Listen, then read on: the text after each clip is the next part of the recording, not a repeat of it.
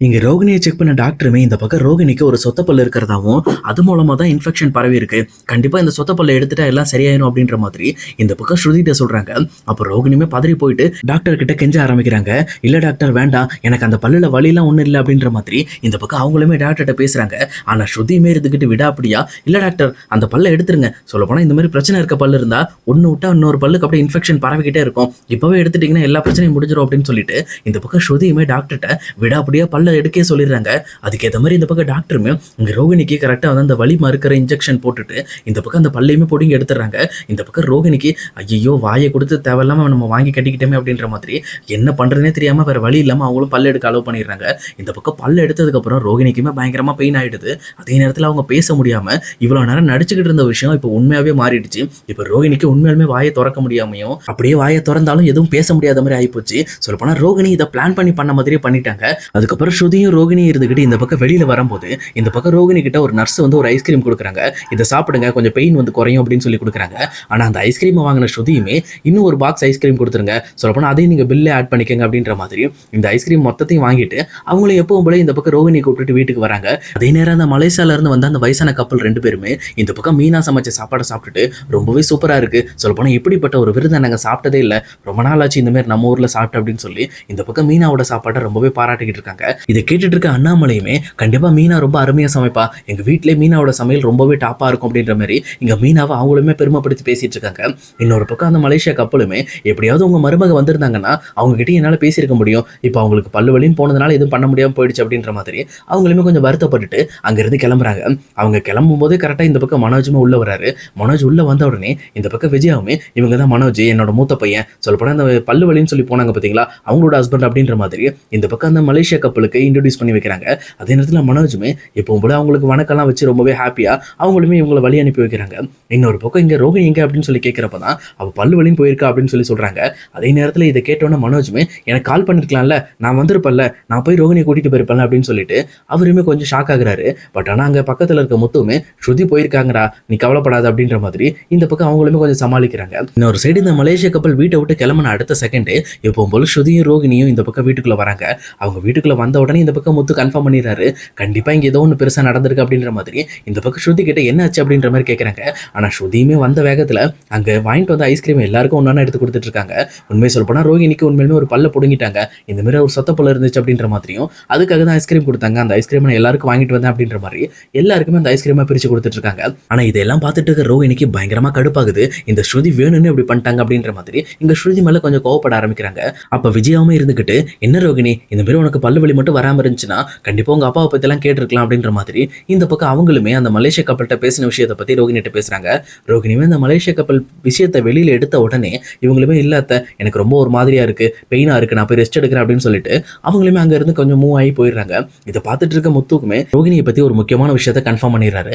ரோகிணி எனக்கு தெரிஞ்ச வரைக்கும் பணக்காரங்களா இருக்க வாய்ப்பே கிடையாது, ஏன்னா அவங்க பண்ற விஷயம் எல்லாமே அவங்க அப்பா மலேசியா இந்த சம்பந்தப்பட்ட விஷயங்களை மறைக்கிற மாதிரி நிறைய விஷயம் பண்றாங்க அப்படின்ற மாதிரி இங்க முத்துவுமே தெளிவா புரிஞ்சுக்கிறாரு. அதுக்கப்புறம் எப்பவும் போல அவர் செட்டுக்கு போனதுக்கப்புறம் அவர் ஃப்ரெண்டுமே இன்னைக்கு ஒரு நாள் மட்டும் ட்ரிங்க்ஸ் பண்ணலாம் அப்படின்ற மாதிரி அவர் வெளிநாடு போகிறதுக்காக இந்த பக்கம் முத்துக்கு ட்ரீட் வைக்கிறதா கேட்குறாங்க. அப்போ முத்துவுமே வேற வழி இல்லாமல் இந்த பக்கம் மீனாக்கு கால் பண்ணி மீனா ப்ளீஸ் மீனா இன்னைக்கு ஒரு நாள் மட்டும் சும்மா கம்மியாக மட்டும் நான் சாப்பிட்டுக்கிறேன் அப்படின்ற மாதிரி அவங்களுமே இந்த பக்கம் மீனா கிட்ட பர்மிஷன் கேட்குறாங்க. ஆனால் மீனாவுமே விடாப்பிடியாக வாய்ப்பே கிடையாது, அப்படி உங்களுக்கு பர்மிஷனே கிடையாது அப்படின்ற மாதிரி இந்த பக்கம் முத்துவை தட்டி கழிக்கிறாங்க. அதே நேரத்தில் இன்னொரு பக்கம் இங்க ஸ்ருதியுமே எப்பவும் போல எல்லாருமே வீட்டில இருந்து கிளம்பினதுக்கு அப்புறம் இங்க ரோகிணி கிட்ட நடந்த விஷயத்தை பத்தி ரவி கிட்ட பேசலாம் அப்படின்ற மாதிரி இந்த பக்கம் ரவிக்கு கால் பண்ணிட்டு இருக்காங்க.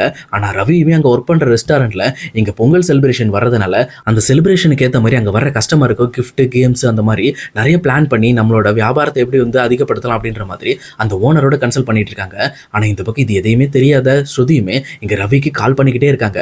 ஆனா ரவியுமே இந்த பக்கம் ஸ்ருதியோட காலில் சைலண்ட்ல போட்டு அமைதியா அந்த பக்கம் அங்க நடக்கிற விஷயங்களை பத்தி ரொம்பவே ஃபோக்கஸ் பண்ணி அதுக்கு தேவையான விஷயங்கள்லாம் பண்ணிக்கிட்டு இருக்காரு.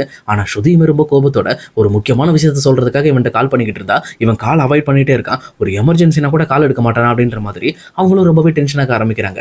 ஆனால் அதே நேரத்தில் இன்னொரு பக்கம் அந்த மீட்டிங்லாம் முடிஞ்சதுக்கப்புறம் இங்கே ரவியுமே ஸ்ருதி கால் பண்ணுறாரு. என்னாச்சு ஸ்ருதி ஒரு முக்கியமான மீட்டிங்கில் இருந்தேன், என்ன இது இப்படி கால் பண்ணி டென்ஷன் பண்ணிட்டு இருக்க அப்படின்னு சொல்லி கேட்குறப்போ இந்த பக்கம் ஸ்ருதி ரொம்ப கோபத்தோட ஏன்டா உனக்கு இவ்வளோ பெரிய விஷயத்தை நான் பேசலாம்னு சொல்லி கால் பண்ணியிருக்கேன், நீ எதுவுமே தெரியாத மாதிரி என் காலை கட் பண்ணி விட்டுட்டு இருக்க, இந்த விஷயத்தை நீ கேள்விப்பட்டனா உண்மையிலுமே இங்கே ரோகிணி மேலே நம்ம சந்தேகப்படுவோம் அப்படின்னு சொல்லிட்டு இந்த பக்கம் ஸ்ருதியுமே ரோகிணி மேலே இருக்க டவுட்டை பற்றி பேச ஆரம்பிக்கிறாங்க. இதை கேட்டு ரவியுமே ரொம்பவே டவுட் ஆகிட்டு என்ன என்ன ஸ்ருதி சொல்ற, அண்ணியை பத்தியா பேசுற, என்னாச்சு, என்ன பிரச்சனை அப்படின்ற மாதிரி கேட்குறாங்க. அப்போ இந்த பக்கம் ஸ்ருதியுமே, இங்கே பாரு, எனக்கு தெரிஞ்ச வரைக்கும் ரோகிணி பயங்கரமாக நாடகம் ஆடுறாங்க, அவங்களுக்கு மலேசியாவில் யாருமே இல்லைன்னு நினைக்கிறேன். ஏன்னா இன்னைக்கு அந்த பல் டாக்டரை கூட்டிகிட்டு போனால அவங்க என்னோட ஃப்ரெண்டு தான், அவங்க செக் பண்ணி பார்த்துட்டு சொல்லிட்டாங்க எந்த ஒரு பெயினும் கிடையாது, எந்த ஒரு வலியும் கிடையாது. இங்கே ரோகிணி ஆக்டிங் பண்ணியிருக்காங்க. நான் தான் வாண்டடா ரோகிணி கிட்ட இருந்த ஒரு சொத்த பல்ல பிடுங்கணும்னு சொல்லிட்டு அவங்க கிட்ட நான் வந்து கொஞ்சம் ப்ரெஷர் போட்டேன். அதனால தான் அவங்க எனக்காக தான் அந்த விஷயத்த பண்ணாங்க. சொல்லப்போனால் அங்கே ரோகிணி ஏமாத்தினதுக்காக, அவங்கள பழி வாங்கணுங்கிறதுக்காக தான் இதை பண்ணேன் அப்படின்ற மாதிரி சொல்கிறாங்க. இது கேட்டோன்னே இந்த பக்கம் ரவிக்கு பயங்கரமான ஷாக்காக இருக்குது. உண்மையை சொல்லப்போனால் இந்த விஷயம் மட்டும் முத்துக்கு தெரிஞ்சதுன்னா என்ன பண்ணுவான்னு தெரியலையே அப்படின்ற மாதிரி அவங்களுமே இந்த பக்கம் ஸ்ருதிகிட்ட பேசிகிட்டு இருக்காங்க. ஆனால் இன்னொரு பக்கம் ஸ்ருதியுமே, அடுத்தபடியாக நான் முத்துக்கு தான் சொல்ல போகிறேன், இந்த விஷயத்த உங்ககிட்ட சொல்லிட்டு கண்டிப்பாக முத்துக்கிட்டே இந்த விஷயத்தையும் கால் பண்ணி நான் பேச போகிறேன். ஏன்னா முத்து தான் எப்போவுமே ரோகிணி இந்த மாதிரி ஏமாத்திட்டு இருக்காங்க அப்படிங்கிற விஷயத்தில் ரொம்பவே கவனமாக இருந்து இதெல்லாம் கவனிச்சுக்கிட்டு இருக்காரு. அப்போ கண்டிப்பாக அவர்கிட்ட சொல்கிறப்போ இந்த மாதிரி ரோகிணி ஏமாத்துறாங்களா இல்லையாங்கிறத 100% அவரால் மட்டும்தான் கண்டுபிடிக்க முடியும் அப்படின்ற மாதிரி எங்கள் ஸ்ருதியுமே வந்து ரவிகிட்ட பேசிட்டு இருக்காங்க. ஆனால் ரவியுமே, இங்கே பார் ஸ்ருதி, அவசரப்படாத, முத்துக்கிட்ட நம்ம டேரெக்டாக பேசிக்கலாம், நேரில் பேசிக்கலாம், எதுவும் கால் பண்ணி பேசிட்டு இருக்க வேண்டாம், அது இல்லாமல் தனியாக இருக்குமா பேசுவோம். இப்போ நம்ம வீட்டில் வச்சு எதாவது பேசணும்னா வீட்டில் ஒரு ப்ராப்ளம் வந்துச்சுன்னா அதுக்கு காரணம் நம்மளாக தான் இருப்போம் அப்படின்னு சொல்லி அவங்களுமே இந்த பக்கம் கொஞ்சம் காம் பண்ண பார்க்குறாங்க. ஆனால் அதே நேரத்தில் இன்னொரு பக்கம் எங்கள் ஸ்ருதியுமே, சரி ரவி, நீ சொல்கிறதுக்காக கேட்குறேன், ஆனால் அடுத்த டைம் முதல்ல ஒழுங்காக கால் அட்டன் பண்ண அப்படின்ற மாதிரி ரவி கிட்டே எப்பவும் போல கொஞ்சம் கோச்சிக்கிறாங்க.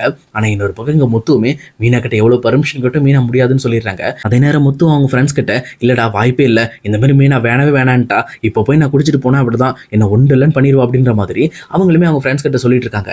பட் ஆனால் அவங்க ஃப்ரெண்ட்ஸுமே, நீ குடிக்க வேணாண்டா, சரி நைட்டு நாங்கள் குடிக்கிறப்ப நீ கூட இருந்தால் போதும் அப்படின்ற மாதிரி இந்த பக்கம் முத்துவையும் கூட இருக்கிறதுக்காக கூப்பிட்டு இருக்காங்க. இந்த பக்கம் வேற வழி இல்லாமல் முத்துவுமே சரி அப்படின்னு சொல்லி ஒத்துக்கிறாரு. அதே நேரம் இன்னொரு பக்கம் இந்த பக்கம் மனோஜுமே இங்கே போலீஸ் கிட்ட எப்பவும் போல அந்த ஃபுட்டேஜ் ஃபோட்டோ கேட்டிருப்பாரு. அதுக்கேற்ற மாதிரி அவங்களுமே அந்த ஃபுட்டேஜ் ஃபோட்டோலாம் எடுத்துகிட்டு வந்திருப்பாங்க.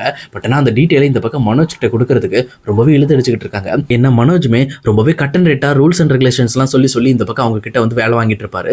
இதெல்லாம் பார்த்துட்டு இருக்க இன்ஸ்பெக்டருமே, இங்கே பாருப்பா, நாங்கள் எப்போ தருவோமோ அப்போ தான் தருவோம், உனக்கு தரணும்னு சொல்லப்போனால் எனக்கு அவசியமே கிடையாது, இந்த கேஸை நாங்கள் தான் எடுத்து நடத்திக்கிட்டு இருக்கோம், இதில் எந்த இடத்துல நாங்கள் வந்து விசாரிக்கிறோம், எந்த இடத்துல நாங்கள் போய் நாங்கள் செக் பண்ணுமோ அதை நாங்கள் பார்த்துக்குவோம், நீ எங்கள் விஷயத்தில் தலையிடாத, இந்த ஃபோட்டோ உனக்கு கொடுக்கணுன்ட்டு எங்களுக்கு அவசியமே கிடையாது அப்படின்ற மாதிரி இந்த பக்கம் மனோஜ் கிட்ட பேசிட்டு இருக்காங்க. ஆனால் மனோஜுமே ரொம்பவே ஸ்ட்ரிக்டா, இங்கே பாருங்க சார், அதெல்லாம் நீங்கள் எங்களுக்கு கொடுத்து தான் ஆகணும் அப்படின்ற மாதிரி ரொம்பவே ரூல்ஸ் அண்ட் ரெகுலேஷன்ஸோட பேசிக்கிட்டு இருக்காரு. இதை பார்த்துட்டு இருக்க இன்ஸ்பெக்டர் ரொம்பவே கடுப்பாயிட்டு, இங்கே பாருப்பா, உனக்கு ஃபோட்டோலாம் தர முடியாது, நீ போக முதல்ல அப்படின்ற மாதிரி இந்த பக்கம் மனோஜையும் அங்கேருந்து அனுப்பி விட்டுறாங்க. இந்த பக்கம் மனோஜுமே இங்கே ரோகிணி கிட்ட வராங்க. வந்தது மட்டும் இல்லாமல் அவங்க கிட்ட, இங்கே பாரு ரோகிணி, நான் ஸ்டேஷனில் அந்த ஃபோட்டோ கேட்டேன், அவங்க அந்த ஃபுட்டேஜ்லாம் எடுத்துட்டாங்க, ஆனால் அந்த ஃபோட்டோ நமக்கு தர முடியாது அப்படின்ற மாதிரி தேவையில்லாமல் பிரச்சனை பண்ணிட்டு இருக்காங்க அப்படின்னு ஸ்டேஷனில் நடந்த விஷயத்தை இந்த பக்கம் ரோகிணி கிட்ட சொல்கிறாங்க. ஆனால் ரோகிணியுமே இங்கே பயங்கரமான பல்லு வழியில் படுத்துட்டு இருக்கிறதுனால, மனோஜ் இப்போதைக்கு என்ன தொந்தரவு பண்ணாத, நாளைக்கு பேசிக்கலாம் எதா இருந்தாலும் அப்படின்ற மாதிரி அவங்களுமே அந்த விஷயத்தை தட்டி கழிக்கிறாங்க. ஆனால் அதே நேரம் இன்னொரு பக்கம் இங்கே முத்துவுமே செட்டில் உட்காந்து அவங்க ஃப்ரெண்ட்ஸ் எல்லாம் எப்பவும் போல ஈவினிங் ஆன உடனே குடிக்க ஆரம்பிக்கிறாங்க. ஆனால் இதை பார்த்துட்டு இருக்க முத்துக்கு பயங்கரமாக வந்து ஃபீலிங்காக இருக்குது. என்னடா இது, எல்லாரும் குடிச்சிட்டு இருக்கானுங்க, நம்ம மட்டும் சும்மா உட்காந்துட்டு இருக்க மாதிரி இருக்குது அப்படின்னு சொல்லிட்டு வேற வழி இல்லாமல் இந்த பக்கம் அவருமே வந்து, சரி எனக்கு ஒரு பக்கம் ஊத்துங்கடா அப்படின்ற மாதிரி இந்த பக்கம் மீனாவோட பேச்சை மீறி மறுபடியும் குடிக்க ஆரம்பிக்கிறாரு. அதே நேரம் அந்த ஒரு பக்கம் 2 ஆகுது, 2 3 ஆகுது, அப்படியே வந்து லாங் ஆகிட்டே போயிட்டு இருக்கு. உண்மையை சொல்லப்போனால் முத்து வந்து அதிகமாக வந்து போதை ஆகிட்டார் அப்படின்னா அவரை கண்ட்ரோலே பண்ண முடியாது. அதுக்கேற்ற மாதிரி இங்கே நிறையவே குடிச்சிட்டு இருக்காரு. அதே டைம் இந்த விஷயம் மட்டும் எங்கள் மீனாக்கு தெரிஞ்சது அப்படின்னா பயங்கரமான பிரச்சனையாக போகுது. இதை விட முக்கியமாக எங்கள் வீட்டுக்கு போனதுக்கப்புறம் ஸ்ருதி மட்டும் இந்த விஷயத்தை பற்றி இங்கே முத்துக்கிட்ட பேசுனாங்கன்னா வீட்டில் பயங்கரமான பிரச்சனை இருக்குது. அதனால என்ன நடக்க போகுது அப்படிங்கிறத நம்ம இனி வரப்போகிற எபிசோடில் கண்டிப்பாக வெயிட் பண்ணி பார்க்கலாம் கைஸ்.